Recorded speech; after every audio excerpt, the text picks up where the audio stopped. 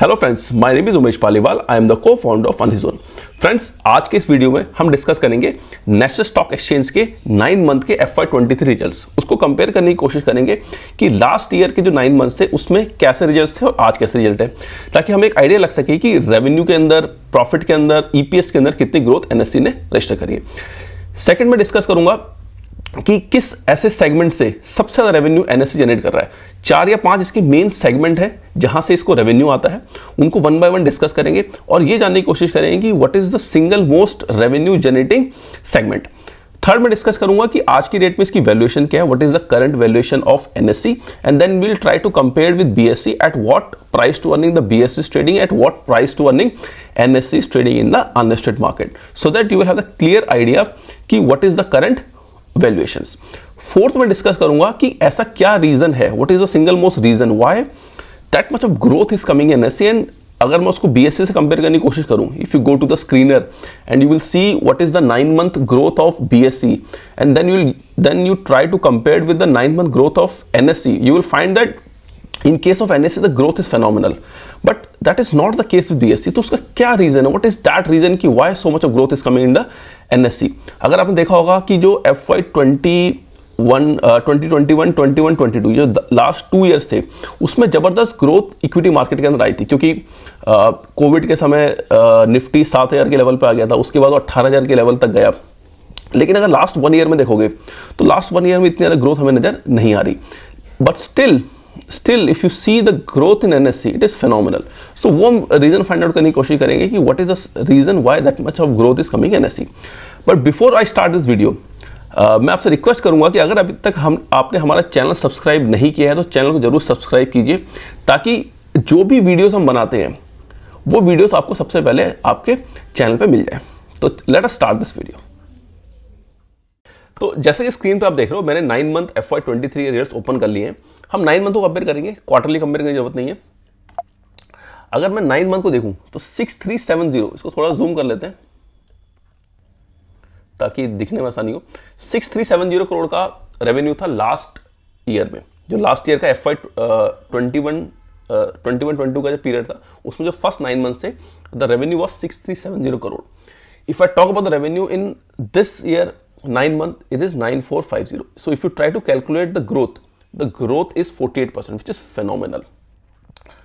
अगर मैं प्रॉफिट की बात करूं, if I talk about the profit for the year, तो लगभग 3600 करोड़ का था, इस बार लगभग 5300 करोड़ का है। अगर मैं प्रॉफिट के अंदर कैलकुलेट करने की कोशिश करूं तो प्रॉफिट में लगभग 46% की ग्रोथ हमें नजर आ रही है, so which is also very good, phenomenal we can say. अगर मैं EPS की बात करूं तो EPS 73 का था लास्ट ईयर 9 मंथ्स के अंदर, इस बार 106 का आया। तो अगर मैं पूरे ईयर की बात करूं तो लगभग 140 रुपीज का EPS इस साल हमें NSE के अंदर देखने को मिल सकता है।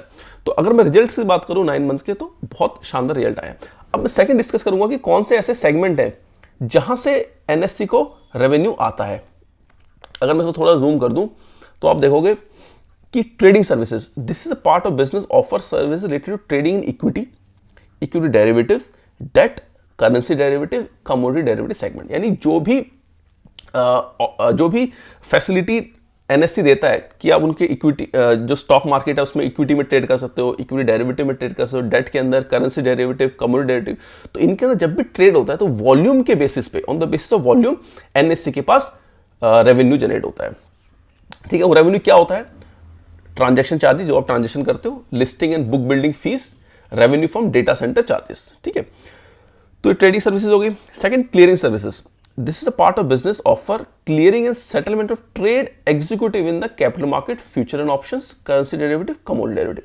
क्लियरिंग सर्विस का मतलब ये होता है बेसिकली कि जब आप NSE के प्लेटफॉर्म पे जाते हो किसी भी ब्रोकर के ऐप के थ्रू, तो आप किसी भी शेयर को बाई या सेल कर सकते हो, चाहे वो आप इक्विटी में करो या डेरिवेटिव में करो, ठीक है, किसी में कर सकते हो।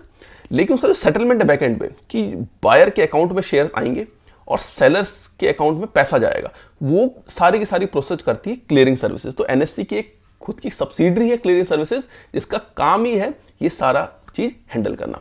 तो वहां से भी इनको रेवेन्यू आता है। Data feed services, this is a part of business offer service related to dissemination of prices, volume, order book, trade data related securities and various indices to the stock and community brokers. तो जो market के अंदर brokers हैं, जैसे आपने देखा होगा, for example आपके पास ग्रो का अकाउंट है, या फॉर एग्जांपल आपके पास जीरोधा का अकाउंट है। तो जब जीरोधा के अकाउंट पर आप काइट पर लॉगिन करते हो, तो काइट पर लॉगिन करने के बाद आपको प्राइसेस नजर आते हैं। वो प्राइस कहाँ से आते हैं?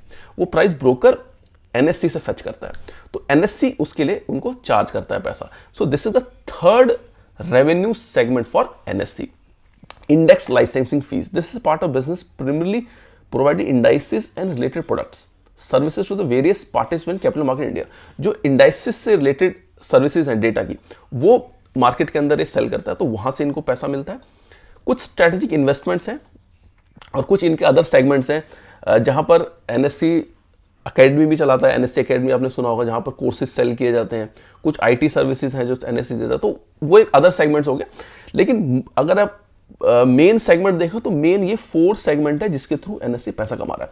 अब जानने की कोशिश करेंगे कि ये पर्टिकुलर जो सेगमेंट्स हैं, इन सेगमेंट्स में से what is the single most segment where NSC is generating most of its revenue. तो वो हम देखते हैं आगे। देखो, जैसे सेगमेंट रेवेन्यू आप देखोगे तो trading services, clearing services, data feed services, index licensing, strategic investment, other segment का रेवेन्यू दे रखा है। तो अगर आप यहाँ पे 9 मंथ को कंपेयर करने की कोशिश करोगे, देखो this is first 9 month ended 31 दिसंबर, ये लास्ट ईयर का है, ये इस बार का है। तो आप देखोगे 9789 का जो हमने टोटल रेवेन्यू बताया था, तो सेगमेंट ट्रेडिंग सर्विसेज से लगभग 7886 करोड़ का आ रहा है। यानी अगर आप इसको डिवाइड कर दोगे 9789 से, तो लगभग 80% ऑफ द रेवेन्यू जो आ रहा है ना एनएससी पे, वो आ रहा है ट्रेडिंग ऑफ सर्विसेज से, जो मैंने आपको बताया था trading of services. This is the single most reason. तो सबसे ज्यादा रेवेन्यू जो आ रहा है ट्रेडिंग ऑफ सर्विसेज आ रहा है। इसका मतलब जितना ज्यादा वॉल्यूम जनरेट होगा एनएससी पे, उतना ज्यादा रेवेन्यू एनएससी जनरेट करेगा। 672 करोड़ आता है इसको क्लियरिंग सर्विसेज से, 175 करोड़ आता है डेटा फीड सर्विसेज से, 219 करोड़ आता है इसको इंडेक्स लाइसेंसिंग सर्विसेज से। कुछ लिस्टिंग फीस भी होती है, जैसे आईपीओ आते हैं, तो आईपीओ में आपको जब भी एनएससी पे या बीएससी पे लिस्ट होना है तो उसके लिए फीस देनी पड़ती है, तो वो एक बहुत स्मॉल अमाउंट है। तो आप मोटा मोटा ये समझ लो कि एनएससी जो पैसा कमा रहा है या बीएससी फॉर एग्जांपल पैसा कमा रहा है, वो मोस्टली पैसा कमा रहे हैं ट्रांजैक्शन सर्विसेज। यानी जितना ज्यादा वॉल्यूम जनरेट होगा एक्सचेंजेस पे, उतना ज्यादा पैसा एनएससी को आएगा।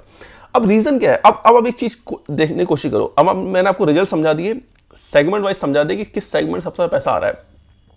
लेकिन अगर आप स्क्रीन पर जाओगे और बीएससी डालोगे, अगर आप बीएससी का इस बार का रेवेन्यू देखोगे ना, लगभग इस साल 894 का करोड़ का रेवेन्यू इसका आएगा, ठीक है। और लास्ट ईयर लगभग 841 का था, ये एस्टिमेटेड है, ट्रेलिंग 12 मंथ के बेसिस पे है।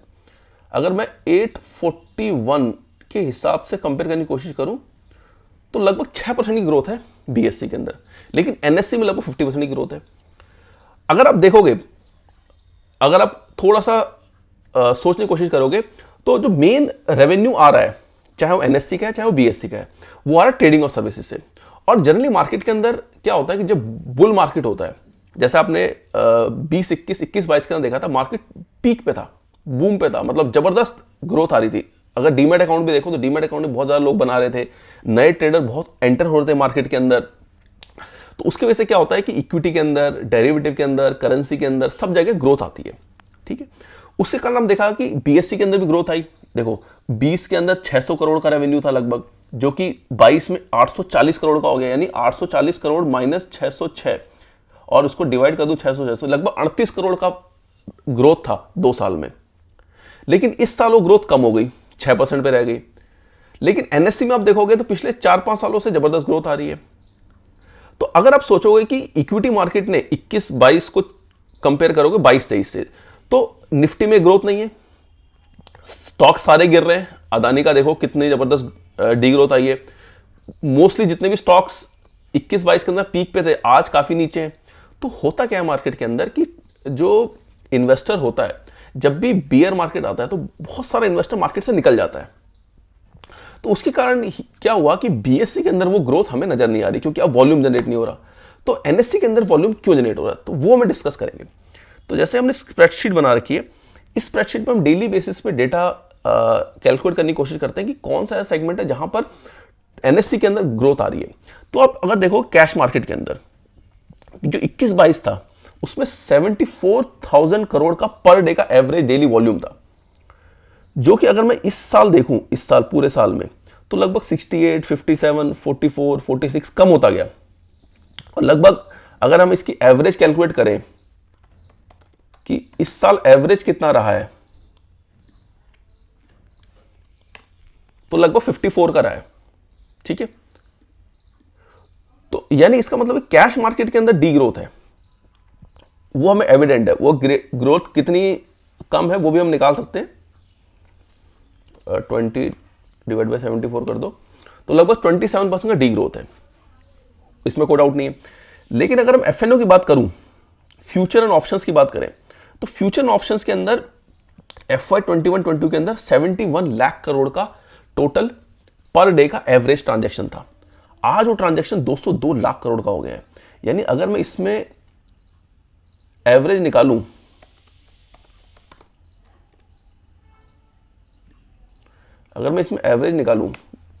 तो लगभग 139 लाख करोड़ का है इस साल का। और अगर अब इसको हम कैलकुलेट करें, ग्रोथ कैलकुलेट करें,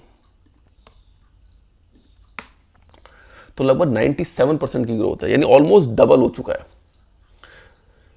ऐसे ही मैं अगर F&O के अंदर करेंसी की बात करूं, तो करेंसी में लगभग 87,000 करोड़ का पर डे का ट्रांजैक्शन था, जो कि अगर मैं एवरेज निकालूं इस साल का, तो एवरेज लगभग आएगा 151 का। ठीक है, 151 माइनस 87, तो लगभग 73% की ग्रोथ है।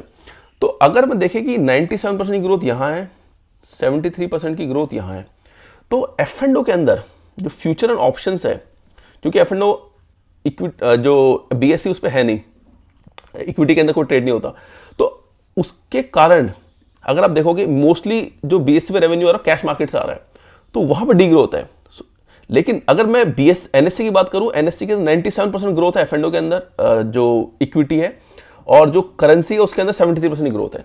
यानी अगर मैं BSE से कंपेयर करने की कोशिश करूं कि why there is no growth in BSE और very small growth 5 to 6% growth in BSE and huge growth in NSE, उसका रीजन है फ्यूचर एंड ऑप्शंस, वहां पर जबरदस्त ग्रोथ आ रही है। ठीक, तो आप अब समझ गए कि क्यों NSE के अंदर इतनी जबरदस्त ग्रोथ आ रही है। अगर वैल्यूएशन की बात करें, तो आज की डेट में BSE जो है वो लगभग 35 के प्राइस टू अर्निंग पे ट्रेड कर रहा है। अगर आप उसका प्राइस टू अर्निंग देखो 34 या 35 के पी पे अवेलेबल है। अगर मैं NSE की बात करूं, तो NSE जो आज की डेट में अनलिस्टेड के अंदर 3400 पे आपको 100 शेयर्स मिल जाएंगे। उसको अगर मैं 140 से डिवाइड कर दूं, इस साल का लगभग 150 का EPS आएगा, तो 24 के पी पे अवेलेबल है। तो NSE as compare to BSE is currently undervalued. तो इसी के साथ इस वीडियो को अंत करता हूं। Hope you have like this video. And में फिर सबसे रिक्वेस्ट करूंगा कि अगर आपने अभी तक हमारा चैनल सब्सक्राइब नहीं किया है, तो हमारे चैनल को सब्सक्राइब कीजिए, ताकि जो भी इंटरेस्टिंग वीडियो हम बनाते हैं वो सबसे पहले आपको अपने चैनल पर मिल जाए। और अगर आपको ये वीडियो पसंद आया, तो इस वीडियो को अपने फ्रेंड्स के साथ शेयर कीजिए जो अनलिस्टेड के अंदर इन्वेस्टमेंट करते हैं या जिन्होंने NSE के अंदर इन्वेस्टमेंट कर रखी है, ताकि उनको पता चल सके कि आज की डेट में कैसी ग्रोथ NSE के अंदर आ रही है। Thank you.